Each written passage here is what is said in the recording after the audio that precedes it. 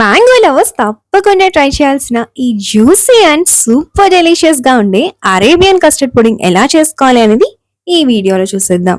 ముందుగా 2 table spoons custard powder ని normal temperature milk తో యాడ్ చేసి లంప్స్ లేకుండా కలుపుకొని పంగు వచ్చిన పాలల్లో వేసి మిక్స్ చేసుకోవాలి.